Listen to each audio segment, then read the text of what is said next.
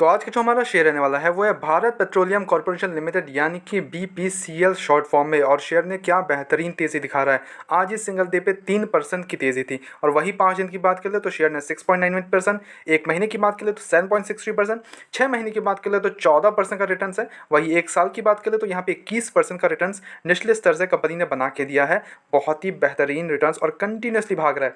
And इस share ने all time high को टच कर रहा है इस लेवल्स पे, इस मोमेंट ऑफ टाइम पे कंपनी ऑल टाइम हाई पे बैठा है। Okay, now the main question comes here कि शेयर में करना क्या चाहिए, बिकॉज ऑलरेडी इतना बड़ा मूवमेंट आ चुका है, शेयर भागे जा रहा है, रुके नहीं रहा है, बेहतरीन रिजल्ट्स हैं वो भी चेकआउट करेंगे हम, क्या रिजल्ट्स रहे हैं इसके वो चेकआउट करेंगे, कंपनी ने डिविडेंड कितना दिया। एज यू ऑल नो कि सारे ही ऑयल वाली कंपनीज बहुत ही बेहतरीन डिविडेंड प्रोवाइड करती है। Every single oil companies give बहुत ही बेहतरीन डिविडेंड, इस पर कोई डाउट नहीं। ठीक है, now the main question comes here कि इस लेवल्स पे हमें क्या करना चाहिए शेयर में। क्या हमें यहाँ पे नई एंट्रीज बनानी चाहिए, क्या हमें यहाँ पे लॉन्ग टर्म के लिए सोचना चाहिए, क्या हम इसको शॉर्ट टर्म प्रॉफिट बुकिंग वगैरह कर लें, या फिर जो भी ऑलरेडी इन्वेस्टेड हमारे शेयर होल्डर्स हैं वो क्या करना चाहिए, क्या प्रॉफिट बुकिंग करके शेयर में निकल जाए, वो सारी चीज़ें देखेंगे। Everything we will discuss in this video. तो प्लीज़ वीडियो में अंत तक बने रहो, चीज़ों को समझो and then we will discuss कि आगे के लिए करना क्या चाहिए। लेके चलता हूँ डायरेक्टली रिजल्ट्स पे। And I don't have to tell you कि शेयर करती क्या है, because everyone knows BPCL, HPCL, IOC, everyone knows them. Okay, तो मेरे को यहाँ पे एक्सप्लेनेशन देने की जरूरत नहीं है कि शेयर करती क्या है। ओके, नाउ डायरेक्टली हम क्वार्टर रिजल्ट्स पे आते हैं, देन हम फंडामेंटल्स देखेंगे कंपनी के, because results are very prominent here. Sales हमें जो देखने को मिल रहा है, जो कि आपका सारे फिगर्स यहाँ करोड़ में होंगे, तो सेल्स हमें देखने को मिल रहा है 1,04,946 करोड़ के सेल्स, जो कि पिछले ईयर से 1,02,000 करोड़ का इनका सेल्स था पिछले ईयर। नाउ इन दिस सितंबर 1,04,000, अच्छा खासा जंप देखने को मिला। और वही अगर हम इसके ऑपरेटिंग प्रॉफिट यानी कंपनी का जो एबिटा है वो देख ले, वो इंक्रीज हो गया। वाई?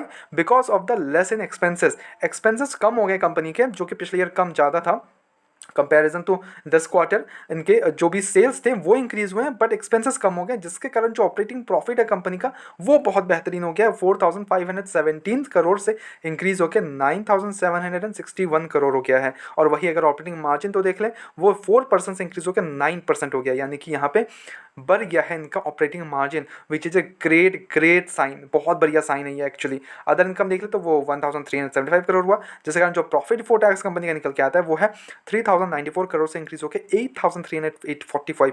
इट्स ऑलमोस्ट डबल से भी ज़्यादा हो चुका है इनका प्रॉफिट बिफोर टैक्स। और अगर जो नेट प्रॉफिट देख ले 26% का टैक्स देना पड़ा, उसके बाद कंपनी के पास जो नेट प्रॉफिट बच रहा है वो है 2,297 करोड़ से इंक्रीज होकर 6,191 करोड़। क्या बेहतरीन नेट प्रॉफिट देखने को मिल रहा है हमें यहाँ पे, लाइक लिटरली यहाँ पे ट्रिपल हो गया है कंपनी के जो भी इनके नेट प्रॉफिट्स है। ठीक है, ट्रिपल से लिटिल बिट कम, अप्रॉक्स 2.5 से ज़्यादा हो चुका है इनका नेट प्रॉफिट। मतलब बेहतरीन रिजल्ट्स है, लाइक प्रोमिनेंट। और वही अर्निंग पर शेयर डबल हो चुका है, 5.29 से इंक्रीज होकर 14.27, which is a great sign. ठीक है, तो हमें यहाँ पे रिजल्ट्स क्या देखने को मिल रहे हैं, बहुत ही बढ़िया देखने को मिल रहे हैं, जिसके कारण शेयर में कंटिन्यूस रैली देखने को मिल रहा है एवरी सिंगल डे हमें। ओके, और अगर हम जब फंडामेंटल्स देख ले तो मेरे को बताने की जरूरत नहीं है कि तेल वाली कंपनी जितनी भी है, every share is under valued, every share is under valued. एक तो बहुत बड़ी कंपनी है, ठीक है, 1,59,000 करोड़ का इनका मार्केट कैप है, और वही मार्जिन को इतना बढ़िया इंप्रूव करना, ग्रेट साइन।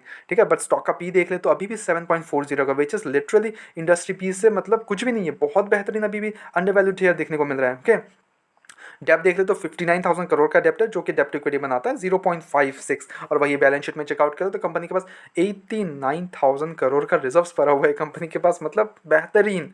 ठीक है, और वही अगर हम इसके कुछ ऑपरेटिंग मार्जिन देख ले तो 7.4%, प्रॉफिट ग्रोथ 60% का देखने को मिल रहा है दिस क्वार्टर, बहुत ही बेहतरीन।